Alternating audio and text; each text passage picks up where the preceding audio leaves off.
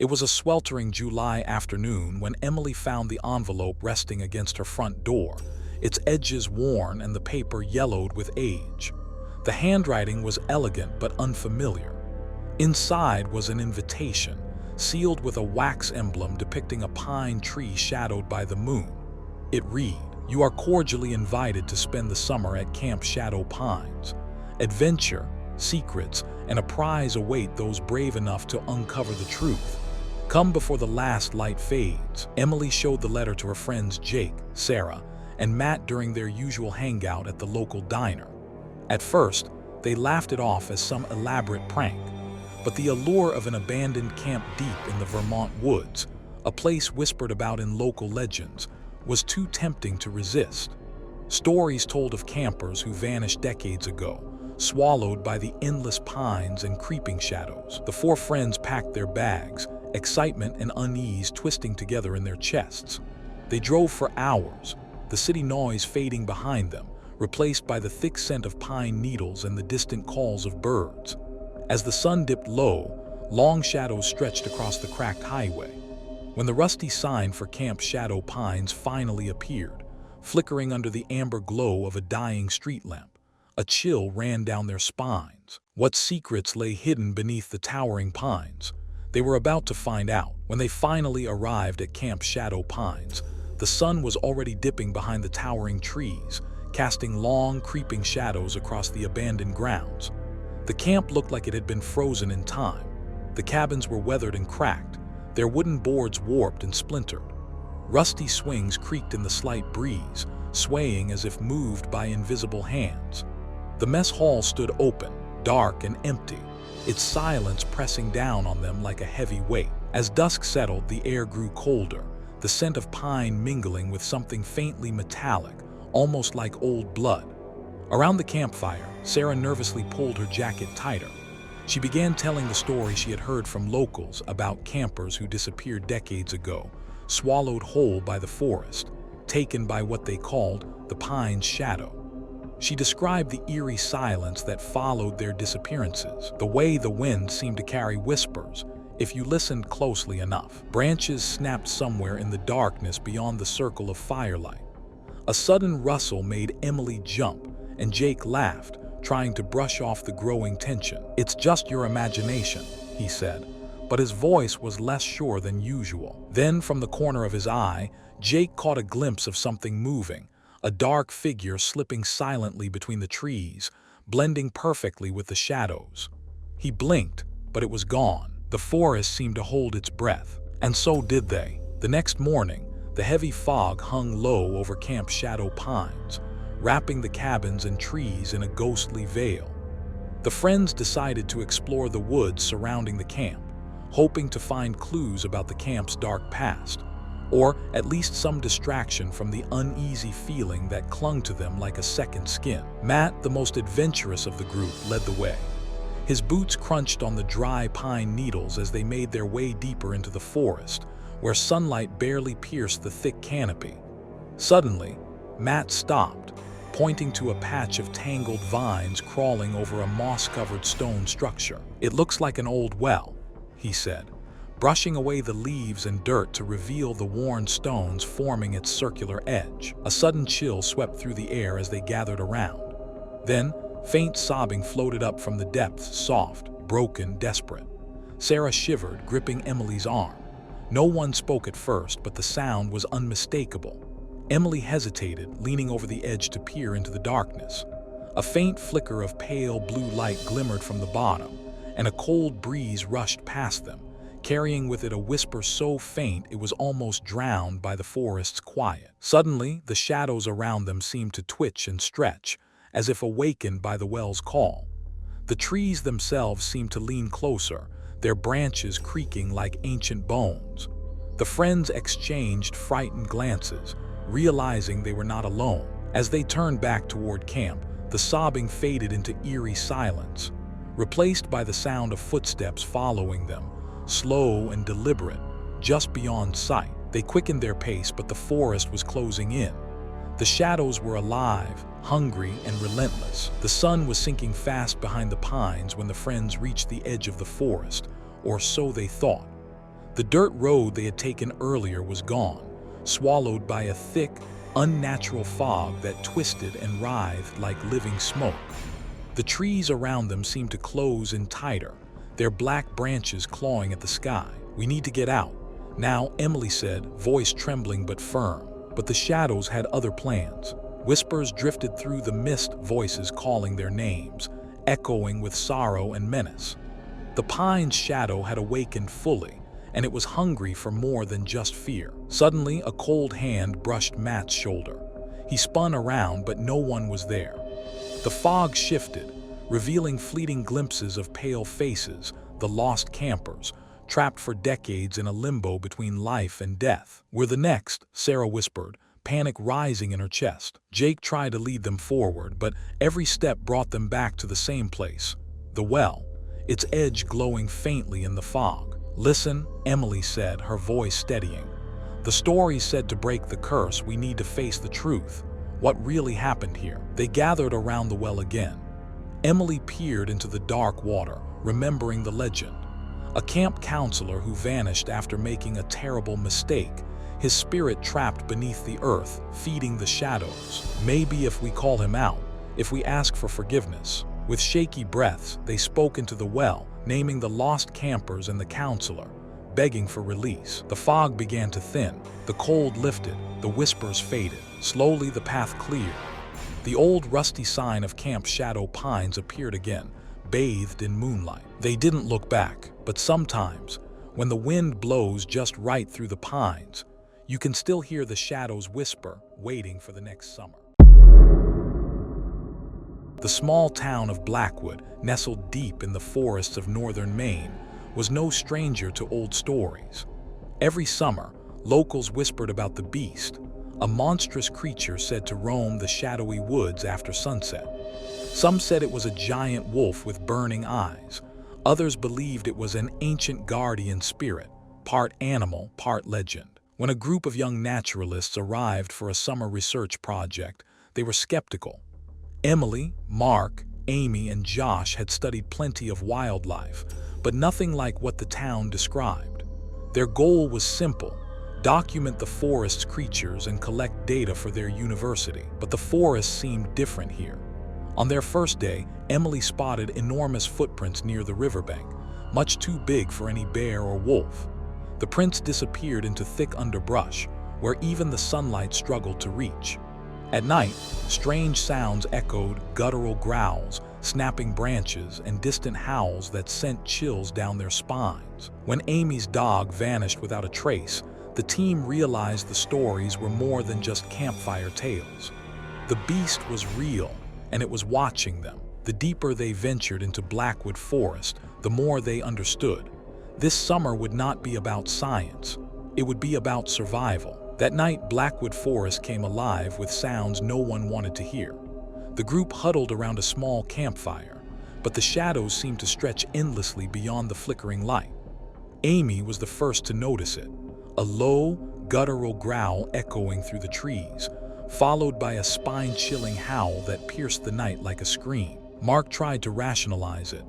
"Probably just a wolf pack," he said, though his voice lacked conviction. But when Emily shone her flashlight deeper into the woods, the beam caught something impossible, a set of gigantic footprints, unlike anything they'd seen before.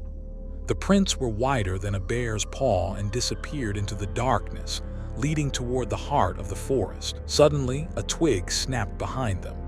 Josh spun around, but there was nothing there, just the whispering wind weaving through the pine needles. Yet the feeling of being watched was undeniable. "We're not alone," Amy whispered, her eyes wide with fear. Over the next few days, strange signs appeared everywhere, trees clawed as if by massive claws. Animals found mutilated and distant, glowing eyes watching from the shadows. The forest felt alive, hostile, as if it were warning them to leave, but curiosity held them in place. The beast wasn't just a predator, it was something ancient, something tied to the land itself. Local legends told of a guardian spirit that took monstrous form to protect the forest's secrets. The question was, Would it let them leave alive? By the fourth day, the forest's oppressive silence was broken only by the crunch of their footsteps and the distant, haunting calls of an unseen predator. The group's nerves were frayed. Exhaustion and fear gnawed at their resolve. They had tried to retrace their path to leave, but the woods had transformed into a labyrinth. Every trail seemed to loop back. Every landmark vanished beneath thickening shadows. One evening, while setting up camp near an ancient stone circle overgrown with moss, Amy discovered a weathered leather-bound book half buried in the dirt. Inside were faded sketches and writings, stories of a guardian spirit known to the local native tribes as the Watcher, a shapeshifter that protected the forest by terrifying intruders. The realization hit them all. The beast was no mere animal, but a powerful entity blending myth and flesh. Suddenly, a low growl resonated from the tree line, followed by heavy footsteps crashing through the underbrush. They scrambled to their feet, but it was too late. The creature emerged towering, covered in matted fur, with eyes glowing like embers. It moved with unnatural speed and grace, its breath steaming in the cold air. Jake, panicked, shouted, "Run!" But the beast was faster. They scattered, hearts pounding, branches whipping at their faces as they fled deeper into the forest's tangled maze. Josh stumbled, falling hard, but a massive shadow loomed above him. The last thing he saw were those burning eyes before darkness swallowed him whole. The forest was no longer just a place. It was a hunter, and they were the prey. Dawn was still hours away when Emily, Mark, and Amy found themselves trapped in a small clearing, surrounded by towering pines that seemed to close in tighter with every breath. Exhausted and terrified, they knew the beast was near, its heavy footsteps thudding like a war drum in the stillness. But Emily remembered the leather-bound book and the ancient rituals it described. Whispering prayers and offerings to the forest's spirit guardian might be their only hope. With trembling hands, Amy arranged stones and wildflowers into a crude altar while Mark gathered water from a nearby stream. Together, they recited the ancient words, their voices barely above a whisper, pleading for mercy and peace. The forest fell silent. Then, a low growl echoed from the shadows. The beast stepped into the clearing, massive and terrifying, but instead of attacking, it paused, its fiery eyes locking onto Emily's. For a long moment, time seemed to stand still. Then the creature let out a mournful howl that chilled their bones but carried an ancient sadness. Slowly, it backed into the forest, its form dissolving into mist and shadow. The oppressive weight lifted. The sun's first light filtered through the pines, bathing the clearing in a gentle glow. The survivors knew the beast was gone for now, but Blackwood Forest held its secrets tightly, and the legend of the beast would live on, waiting patiently for the next summer when the shadows would stir again. The small town of Cedar Creek was shaken when Tommy Miller, a quiet boy of 12, vanished without a trace. He wasn't like the other kids, reserved, with eyes that seemed to hold a shadow no one understood. His last known location was the old hollow in the woods, a place local kids whispered about but dared never to enter after dark. Search parties combed the dense forest, but the deeper they went, the stranger things became. Footprints appeared and disappeared abruptly, some too large and twisted to be human. The air was thick with an unsettling silence, broken only by distant, unnatural noises that set the hairs on the back of their necks standing. Tommy's backpack was found near the hollow's edge, torn and stained, but no sign of the boy himself. In the fading daylight, the woods seemed to close in tighter, shadows lengthening and twisting into shapes that vanished when looked at directly. Old Mrs. Green, the town's oldest resident, warned that the hollow was cursed, that it had swallowed children before and changed them into something else, something lost to humanity. But the adults dismissed her as a superstitious old woman. As night fell, a faint crying echoed from deep within the hollow. It was Tommy's voice, or so it sounded, but twisted and distorted, more like a growl than a sob. The search was no longer just about finding a missing boy.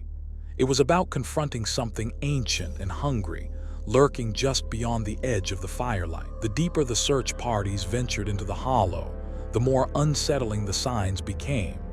Footprints appeared that twisted unnaturally, half human, half beast, as if the forest itself was shaping a new kind of creature. Broken branches and strange symbols carved into tree bark hinted at a presence both intelligent and malevolent. Locals whispered about the Hollow Boy, a legend born from old tribal tales, a child lost to the woods who surrendered his humanity and became a predator, stalking anyone who dared enter his domain. Some said the Hollow Boy was a warning, a reminder that the forest protects itself by consuming the curious. At night, the searchers heard strange sounds, a child's sob turning into a guttural growl, branches snapping behind them, and faint whispers carried on the wind. Amy, one of the rescuers, swore she saw glowing eyes watching from the darkness, just beyond the firelight. The team found torn scraps of Tommy's clothing arranged in a circle around a gnarled tree, a crude, haunting shrine. The air was thick with a sickly sweet stench that made their stomachs churn. Despite fear gnawing at their resolve, they pressed onward. The hollow seemed to pulse with life, dark, watchful, waiting. Some began to question whether they were hunting a missing boy, or if they themselves were becoming the prey. As the sun dipped below the horizon, the hollow transformed into a realm of shadows and whispers. The search team, now reduced and weary, found themselves disoriented. The dense trees seemed to shift positions, paths vanished, and the once familiar forest twisted into a maze with no escape. The child's cries echoed, at times pleading, at others terrifying, morphing into snarls and growls that rattled their nerves. Amy felt eyes upon her, unseen but heavy with malice. Josh swore something brushed past him in the dark, leaving icy fingers of dread crawling up his spine. One by one, the team members began to disappear. Panic set in as their calls for each other faded into silence. The hollow was alive, hunting. Finally, Emily stumbled into a hidden clearing where the air was thick with an unnatural chill. There, carved into the bark of a massive, ancient tree, was a symbol that pulsed with a faint, eerie glow, the same symbol Amy had seen in the circle of Tommy's clothes. Suddenly, a small figure emerged from the shadows. Tommy, or what he had become. His eyes glowed amber, wild and feral. His movements were jerky, animalistic, but beneath the monstrous exterior, a flicker of boyish confusion lingered. He lunged forward with terrifying speed, but Emily dodged, shouting for the others. It was clear. Tommy was no longer a child. He was the Hollow's predator, the lost boy transformed. The forest had claimed him, and now he was hunting them. Emily, Amy, and the few survivors gathered their courage for a final stand. They knew Tommy, or the creature he'd become, was both monster and victim, trapped between two worlds. The Hollow's power was ancient, tied to the land and the dark magic woven into the trees. Emily held the leather-bound book Amy had found earlier, its fragile pages whispering forgotten rituals. They decided to try one last desperate act, to reach the boy buried beneath the beast. As they circled the glowing symbol on the ancient tree, Emily began chanting words from the book, a language old as the forest itself. The air thickened, the wind held its breath.